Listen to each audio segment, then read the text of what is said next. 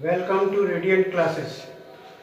बच्चों, आज हम आपको डायरेक्ट एंड इनडायरेक्ट नरेशन के बारे में बता रहे हैं। सबसे पहले आपको ये पता होना चाहिए कि डायरेक्ट और इनडायरेक्ट क्या होते हैं। किसी बात को दो तरह से कहा जाता है, एक डायरेक्ट तरीके से और एक इनडायरेक्ट तरीके से। हिंदी में हम डायरेक्ट नरेशन को बोलते हैं प्रत्यक्ष कथन और इनडायरेक्ट को बोलते हैं हम अप्रत्यक्ष कथन। अर्थात डायरेक्ट सेंटेंस कौन से होते हैं, डायरेक्ट नरेशन कौन से हैं, जिसमें किसी स्पीकर की बात को ज्यों का त्यों कहा जाता है उसे हम डायरेक्ट कथन कहते हैं। और जिस वाक्य में हम स्पीकर के शब्दों को या स्पीकर की कही हुई बात को अपने शब्दों में जब बोलते हैं तो उसे हम इनडायरेक्ट नरेशन बोलते हैं। मैंने आपके सामने सबसे पहले ये एक डायरेक्ट फॉर्मेट लिखा है। He said to me, Mohan is reading the Ramayana. यह एक डायरेक्ट फॉर्मेट है। अब इस डायरेक्ट फॉर्मेट की क्या पहचान है कि डायरेक्ट फॉर्मेट हमेशा इन्वर्टेड कॉमास के बीच में एक पार्ट होता है, इसे हम बोलते हैं रिपोर्टेड पार्ट। ये रिपोर्टेड स्पीच कहलाती है जो इसके अंदर लिखा है। और एक होता है रिपोर्टिंग पार्ट। इसके तीन भाग होते हैं। एक होता है सब्जेक्ट, ये होता है रिपोर्टिंग वर्ब और इसे बोलते हैं ऑब्जेक्ट। अब सभी को ये पता होना चाहिए कि हमारे डायरेक्ट फॉर्मेट के अंदर जो इन्वर्टेड कॉमास में रिपोर्टेड स्पीच लिखी हुई है ये 5 तरह से लिखी हुई हो सकती है। जैसे पीछे की क्लासों में आपने 9th क्लास से 6th क्लास से पढ़ा है कि वाक्य 5 प्रकार के होते हैं: एसर्टिव, इंटरोगेटिव, इंपरेटिव, एक्सक्लेमेटरी और ऑप्टेटिव सेंटेंस। उसी आधार पर ये रिपोर्टेड स्पीच भी 5 प्रकार से होगी। तो वो 5 प्रकार हमारे कौन कौन से होते हैं, सबसे पहले ये पता हो। सबसे पहले होता है हमारा एसर्टिव। और ये एसर्टिव भी 2 तरह का होता है, एक एफर्मेटिव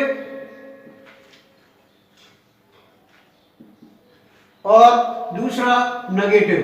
चाहे वाक्य नेगेटिव हो चाहे एफर्मेटिव हो, दोनों ही प्रकार के सेंटेंसों को हम एसर्टिव के अंतर्गत रखते हैं। दूसरा होता है इंटरोगेटिव।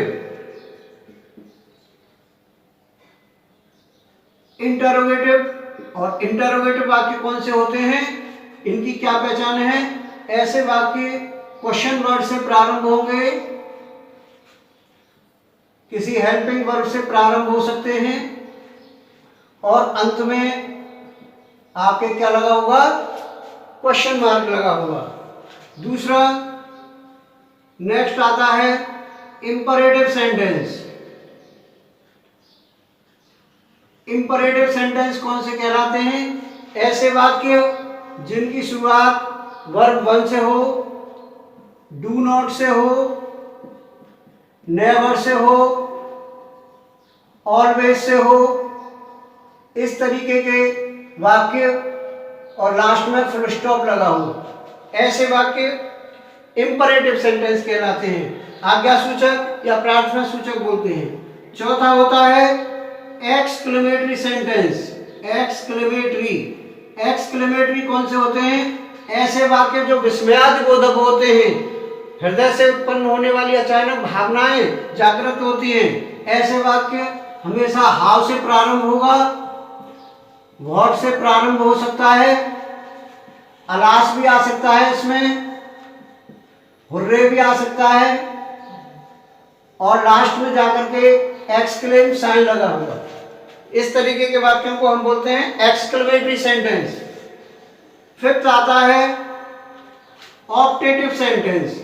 ऑप्टेटिव सेंटेंस कौन से कहलाते हैं? ऐसे वाक्य जो इच्छा सूचक होते हैं, जिनमें हम इच्छा प्रकट करते हैं, ऐसे वाक्यों को हम ऑप्टेटिव बोलते हैं। और ऐसे वाक्य प्रायः किससे शुरू होते हैं? में से प्रारंभ होते हैं और अंत में एक्सक्लेम साइन लगा होता है। तो स्टूडेंट, इस तरीके से आपको ये रिपोर्टेड स्पीच 5 तरह से होगी और वो किस तरह से स्टार्ट होगी वो ये मैंने आपको बता दिया। अब हम आपके लिए एसर्टिव स्पीच शुरू करते हैं और एसर्टिव स्पीच में अब कैसे नियम होते हैं उनके, ये अब हम आपको बताएंगे कि एसर्टिव स्पीच के नियम कौन कौन से होते हैं, असर्टिव स्पीच में कौन कौन से नियम होते हैं। स्पीच जब असर्टिव में दे रखी हो, असर्टिव सेंटेंस में जब स्पीच दे रखी हो तो इसके नियम क्या क्या होते हैं, किस प्रकार हम डायरेक्ट से इनडायरेक्ट बनाते हैं, इसको किस प्रकार बदलते हैं और इस पार्ट को कैसे बदलते हैं। सबसे पहला है रिपोर्टिंग वर्ब, सेज को सेज में रखते हैं, से का से ही रहने देते हैं, सेड टू को टोल्ड में बदलते हैं और सेड को सेड में ही रहने देते हैं। ये आपका रिपोर्टिंग वर्ब बदलने का तरीका। क्वेश्चन नंबर 2, इन्वर्टेड कॉमास को उचित कंजक्शन जैसे दैट के प्रयोग से हटाते हैं, दैट के प्रयोग से हटाते हैं। थर्ड, रिपोर्टिंग वर्ब जब प्रेजेंट टेंस या फ्यूचर टेंस में दी गई हो,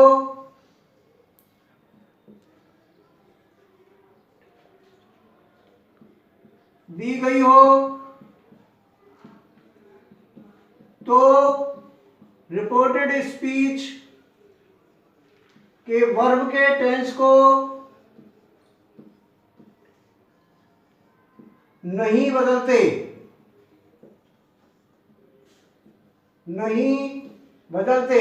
इसके अंदर रिपोर्टेड स्पीच में अगर ये reporting verb says, says to या प्रेजेंट या फ्यूचर में विल भी हो, विल से लगा हो, तो हम इसको इस तरह से बदलते हैं और दैट का प्रयोग करते हैं, इस कॉमा को हटाते हैं और इसके अंदर का पार्ट, ये वर्ब का टेंस नहीं बदला जाता। नाउन के सेंटेंस चल रहे हैं अभी, ये प्रोनाउन हो तो बदला जाता है, लेकिन नाउन को हम कभी नहीं बदलते और इस वर्ब के टेंस को भी नहीं बदलते अगर ये बाहर का पार्ट प्रेजेंट या फ्यूचर में रिपोर्टिंग वर्ब का दे रखा हो। अब इसके बाद दूसरा आता है अभी आगे,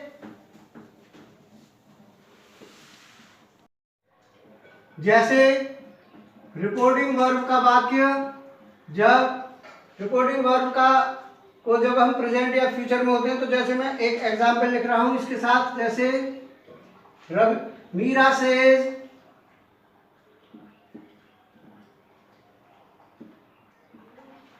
से सरिता is ill.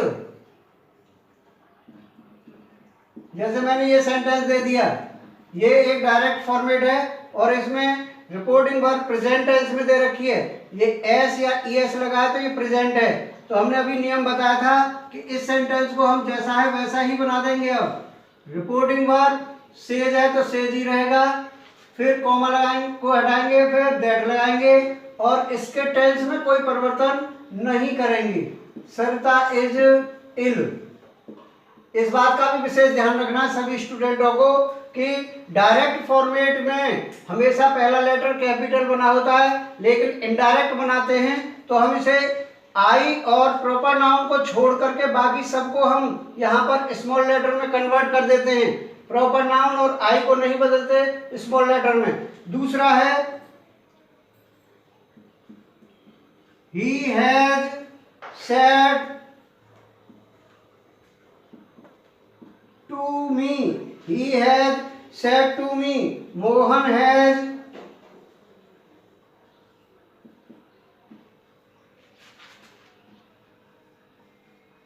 sold a pen। अब इसको देखिए, ये भी प्रेजेंट का है, ये प्रेजेंट परफेक्ट की रिपोर्टिंग वर्ब है, हैज हैव लगा है, वर्ब की थर्ड फॉर्म लगी है, तो हम इसको भी बनाएंगे। तो he has said to को बदल देंगे told में, कॉमा को हटाएंगे किससे, दैट के प्रयोग से, मोहन का मोहन रहेगा, प्रॉपर नाउन है और टेंस को नहीं बदलेंगे। हैज सोल्ड ए पेन, जैसा है वैसा ही रहेगा ये, और फुल स्टॉप लगा देंगे। ये दो सेंटेंस है आपके रिपोर्टिंग वर्ब प्रेजेंट में दे रखी है, ये भी और ये भी। अब हम तीसरा लगाते हैं, जैसे फ्यूचर का ले लेते हैं एक सेंटेंस, गोविंद विल से, ये फ्यूचर आ गया। फ्यूचर किससे पहचान हो रही है कि ये विल लगा है। अब्दुल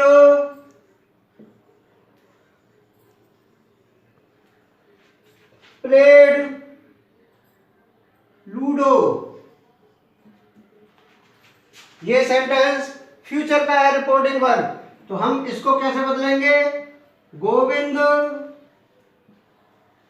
विल से रिपोर्टिंग को बदलेंगे नहीं, कॉमा हटाएंगे दैट से, और टेंस को जैसा है वैसा ही रहने देंगे, इसमें कोई परिवर्तन नहीं करेंगे। प्लेड लूडो, इस तरह से। एक ले लेते हैं, प्रेजेंट का ही ले लेते हैं, Ramesh said to his father,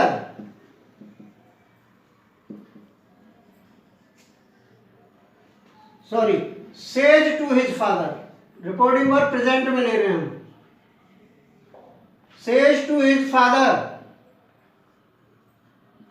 Ravi has been playing, या Ravi has been playing for 2 hours। ये देखिए, इसका भी टेंस हम नहीं बदलेंगे, केवल थोड़ा सा बदलेंगे। रमेश सेज टू को बदलेंगे टेल्स में, टेल्स हिज फादर,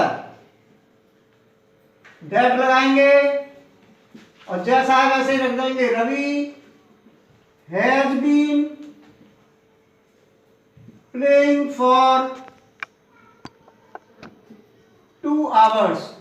इस तरह से आपका ये वो सेंटेंस हो गए जो रिपोर्टिंग वर्ब जब हम प्रेजेंट में हो या फ्यूचर में हो तो इन टेंसों में कोई ज्यादा परिवर्तन नहीं करते, केवल दैट का प्रयोग करते हैं। ये पार्ट समाप्त होता है। Thank you very much.